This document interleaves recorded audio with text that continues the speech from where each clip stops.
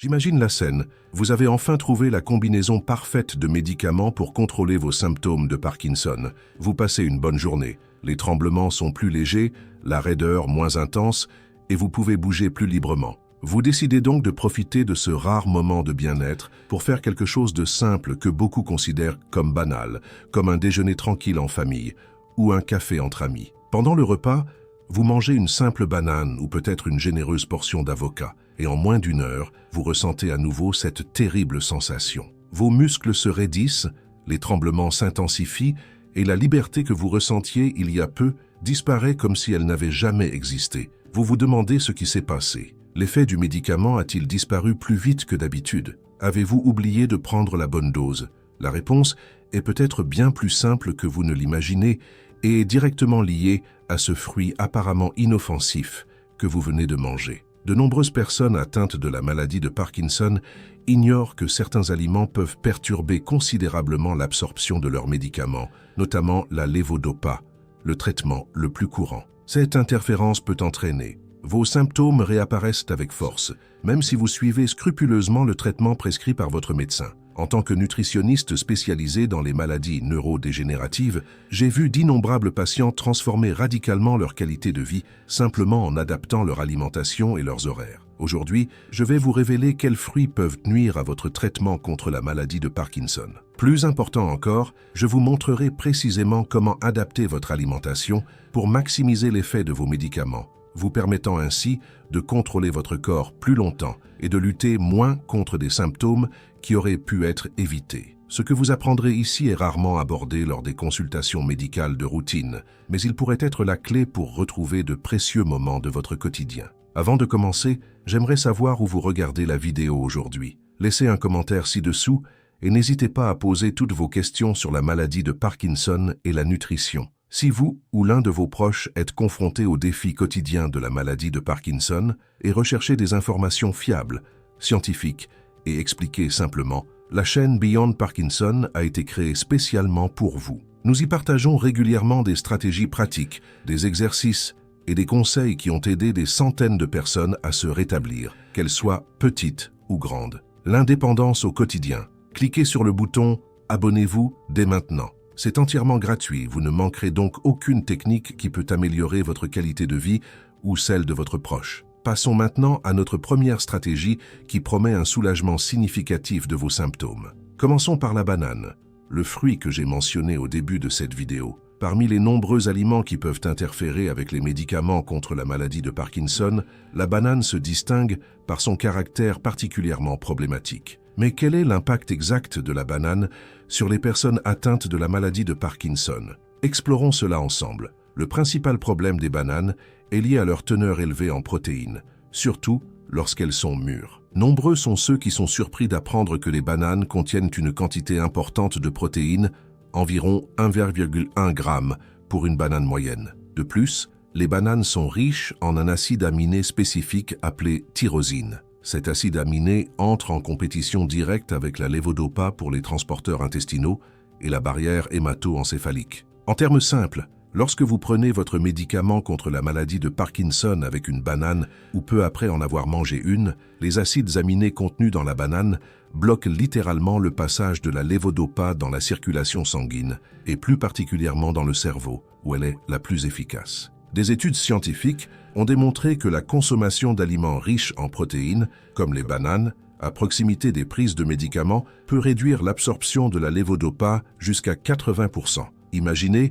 que vous ne preniez que 20% de votre traitement. Il n'est pas étonnant que vos symptômes réapparaissent avec une telle intensité. Une étude publiée dans le Journal of Neurology a montré que les patients qui avaient correctement espacé leurs apports en protéines de leur prise de médicaments bénéficiaient en moyenne de 2,5 heures supplémentaires de contrôle des symptômes par jour. Cela représente potentiellement plus de 900 heures par an de vie avec plus de liberté et d'autonomie. L'impact sur la qualité de vie est absolument transformateur. J'ai vu des patients souffrant de blocages fréquents pendant la journée passer des journées entières sans un seul épisode, simplement en ajustant le moment de la consommation de bananes et d'autres aliments riches en protéines dans leur alimentation. Comment la lévodopa affecte les mouvements dans la maladie de Parkinson? Pour bien comprendre pourquoi les bananes sont si problématiques, il est nécessaire de comprendre le fonctionnement de la lévodopa. La lévodopa est un précurseur de la dopamine, un neurotransmetteur essentiel dont les concentrations sont réduites dans le cerveau des personnes atteintes de la maladie de Parkinson. Lorsque la lévodopa atteint le cerveau, elle est convertie en dopamine, contribuant ainsi à restaurer une fonction motrice normale. Cependant, contrairement à la dopamine, la lévodopa peut traverser la barrière hémato-encéphalique, un filtre protecteur qui sépare le cerveau de la circulation sanguine. Le problème est que la lévodopa utilise un système de transport spécifique pour franchir cette barrière. Malheureusement, ce même système est également utilisé par des acides aminés, comme ceux présents dans les protéines. Lorsqu'il y a trop d'acides aminés dans le sang, comme c'est le cas après avoir mangé une banane, ils encombrent ce système de transport, laissant peu de place à la lévodopa. Il en résulte une quantité moindre de médicaments atteignant le cerveau et par conséquent, un contrôle moindre sur les symptômes de la maladie de Parkinson. Avant de passer à la méthode suivante, j'aimerais m'arrêter un instant pour vous poser une question importante. À quel moment de la journée les symptômes de la maladie de Parkinson affectent-ils le plus votre vie ou celle de votre proche? Est-ce au réveil, lorsque la raideur semble envahir votre corps? Peut-être pendant les repas, lorsque les tremblements rendent chaque bouchée difficile? Ou est-ce la nuit, lorsque le sommeil ne vient tout simplement pas? Cette question n'est pas seulement une question de curiosité, vous savez. De nombreuses personnes atteintes de la maladie de Parkinson ont l'impression que personne ne comprend vraiment les défis invisibles auxquels elles sont confrontées au quotidien, et vous n'êtes pas seul dans cette situation. Partagez votre expérience dans les commentaires. Vous pouvez simplement copier et compléter cette phrase. Mon plus grand défi avec la maladie de Parkinson, c'est quand j'essaie. Votre commentaire pourrait être l'information dont quelqu'un d'autre a besoin aujourd'hui pour se sentir compris et moins seul. De plus, vos commentaires nous aident à créer du contenu plus spécifique aux difficultés réelles que vous rencontrez. Passons maintenant à notre deuxième stratégie, qui peut apporter un soulagement significatif à bon nombre des difficultés que vous partagez. Maintenant que nous comprenons pourquoi les bananes peuvent être problématiques, parlons de la deuxième stratégie cruciale, le timing de votre prise de médicaments.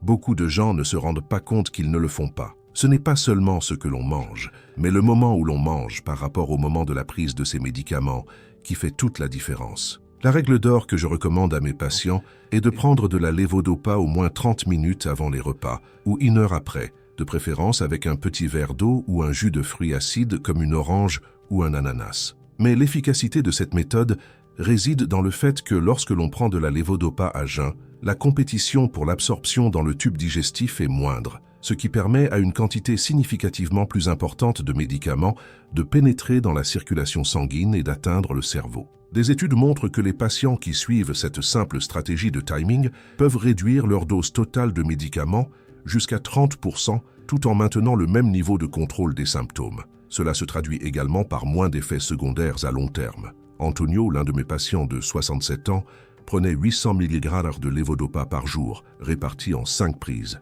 Il présentait encore de fréquentes périodes d'arrêt. En modifiant l'horaire de prise de ces médicaments pour éviter la proximité des repas, notamment ceux contenant des bananes et autres aliments riches en protéines, il a pu réduire sa dose à 600 mg par jour en seulement 4 prises et a signalé moins de périodes creuses. Ce petit changement d'horaire lui a littéralement redonné la possibilité d'assister au mariage de sa fille sans craindre l'apparition de ces symptômes en plein milieu de la cérémonie. Comment mettre en œuvre cette stratégie au quotidien? Commencez par tenir un journal détaillé pendant 1 semaine. Notez précisément les heures de prise de vos médicaments et les heures de repas, en particulier les aliments riches en protéines. Notez également les moments où vos symptômes semblent s'aggraver. Après 1 semaine, vous remarquerez probablement des tendances.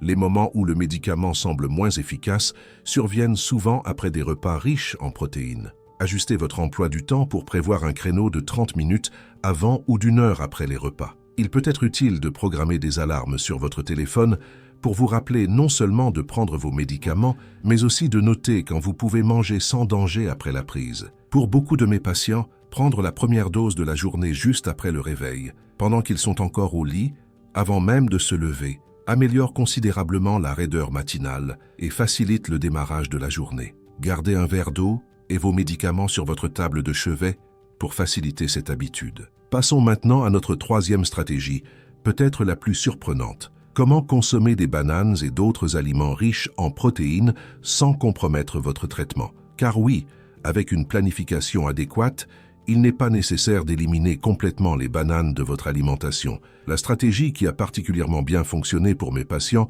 est ce que j'appelle la distribution stratégique des protéines. Au lieu de répartir uniformément les protéines tout au long de la journée, concentrez la majeure partie de votre apport en protéines, bananes comprises, en un seul repas, de préférence le dîner. Pourquoi cela fonctionne? La levodopa entre en compétition avec les protéines pour l'absorption à chaque prise. En concentrant vos protéines dans un seul repas, vous permettez aux autres doses de médicaments prises tout au long de la journée d'être absorbées avec une efficacité maximale. De nombreux neurologues reconnaissent désormais que cette approche offre le meilleur équilibre entre une nutrition adéquate et un contrôle optimal des symptômes. Une étude menée à l'Université de Milan a montré que les patients ayant adopté une distribution stratégique des protéines ont constaté une amélioration de 56% de leur mobilité tout au long de la journée par rapport à ceux ayant consommé des protéines uniformément à tous les repas. Pour mettre en œuvre cette stratégie, commencez par préparer vos petits déjeuners et déjeuners selon un régime pauvre en protéines. Privilégiez les glucides complexes, comme les patates douces, le riz brun et les légumes. Réservez vos bananes, viandes, produits laitiers, haricots et autres sources riches en protéines pour le dîner, lorsque vous êtes probablement à la maison et que les symptômes nocturnes sont moins susceptibles de perturber vos activités sociales. N'oubliez pas que vous ne supprimez pas les protéines de votre alimentation, mais que vous les adaptez à vos horaires de consommation pour optimiser votre traitement. Maria, une patiente de 59 ans qui a adopté cette stratégie, m'a confié une chose que je n'ai jamais oubliée. Pour la première fois en 5 ans, je pouvais aller seul au supermarché sans craindre de geler au milieu du rayon. Tout cela parce que j'avais organisé mes protéines plus intelligemment. Elle mange toujours des bananes, son encas préféré, mais seulement en dessert après le dîner, quelques heures après sa dernière dose de levodopa. Mais que faire lorsqu'on a vraiment envie d'une banane ou d'un autre aliment riche en protéines pendant la journée? Je sais qu'il n'est pas toujours possible de suivre un régime alimentaire à la lettre et que la vie doit être faite de plaisir. Si vous devez absolument manger une banane pendant la journée, essayez de le faire le plus loin possible de vos prises de médicaments. Idéalement, au moins 2 heures après la prise de levodopa, lorsque la majeure partie aura été absorbée. Une autre solution consiste à ajuster votre dose de levodopa les jours où vous prévoyez de consommer des aliments protéinés en dehors du dîner. Certains neurologues recommandent une légère augmentation de la dose pour compenser la faible absorption, mais il est conseillé d'en discuter avec votre médecin. N'ajustez jamais vos doses de médicaments sans l'avis d'un professionnel de la santé. Il existe également des compléments alimentaires qui peuvent vous aider. La carbidopa, souvent associée à la levodopa dans des médicaments comme Sinemet, empêche la levodopa d'être convertie en dopamine avant qu'elle n'atteigne le cerveau, ce qui permet au médicament d'atteindre sa destination. Demandez à votre médecin si votre traitement actuel contient de la carbidopa et si les doses sont appropriées. Pour les personnes atteintes de la maladie de Parkinson qui cherchent à maintenir l'efficacité de leurs médicaments, le trio de stratégies que nous avons abordé aujourd'hui offre une approche complète. Identifier et limiter les aliments problématiques, comme les bananes au moment clé de la journée, optimiser la prise de vos médicaments par rapport au repas et réorganiser stratégiquement votre apport en protéines tout au long de la journée. Ensemble, ces stratégies peuvent faire toute la différence entre passer des heures à lutter contre des symptômes invalidants et retrouver la capacité de pratiquer vos activités préférées. Un dernier conseil, tenez un journal alimentaire lié à vos symptômes pendant quelques semaines. Vous serez surpris de découvrir des schémas personnels et peut-être même d'autres aliments spécifiques qui semblent vous affecter de manière unique. N'oubliez pas que si les bananes sont souvent problématiques pour les personnes atteintes de la maladie de Parkinson, chaque organisme réagit différemment. Votre journal alimentaire peut révéler des informations précieuses qui vous sont propres. Si cette vidéo vous a apporté de l'espoir ou des informations utiles, je vous invite à rejoindre notre communauté de soutien sur la chaîne. Vivre avec la maladie de Parkinson présente des défis uniques que seules les personnes qui en sont atteintes comprennent vraiment. En vous abonnant à la chaîne Beyond Parkinson's, vous aurez accès chaque semaine à de nouvelles vidéos présentant des techniques spécifiques à chaque symptôme de la maladie de Parkinson, des exercices pour améliorer l'équilibre aux stratégies pour réduire la raideur matinale. Notre engagement est de vous proposer du contenu qui fait vraiment la différence dans votre quotidien, filtré et testé par des experts, mais expliqué de manière simple et directe. Nombre de nos abonnés témoignent que les petits changements appris ici ont transformé leur indépendance et leur confiance en eux. S'abonner est très simple. Il suffit de cliquer sur le bouton « S'abonner ». Abonnez-vous sous cette vidéo, puis cliquez sur la cloche pour être averti de la publication de nouveaux contenus. N'oubliez pas, vous n'êtes pas seul dans ce parcours et chaque pas compte. Nous souhaitons suivre et soutenir vos progrès et vos célébrations. Chaque petite victoire compte et nous sommes là pour vous aider à en remporter beaucoup. Merci de nous rejoindre aujourd'hui et au plaisir de vous retrouver dans notre prochaine vidéo. Prenez soin de vous et préparez-vous bien pour le dîner, où vous serez probablement à la maison et où les symptômes nocturnes risquent moins de perturber vos activités sociales. N'oubliez pas, vous ne supprimez pas les protéines de votre alimentation, mais vous adaptez simplement vos habitudes de consommation pour optimiser votre traitement. Maria, une patiente de 59 ans qui a adopté cette stratégie, m'a confié une chose que je n'ai jamais oubliée. Pour la première fois en 5 ans, j'ai pu aller seule au supermarché sans craindre de geler au milieu du rayon. Tout cela parce que j'ai mieux organisé mes protéines. Elle mange toujours des bananes, son encas préféré, mais maintenant seulement en dessert après le dîner, quelques heures après sa dernière dose de levodopa de la journée.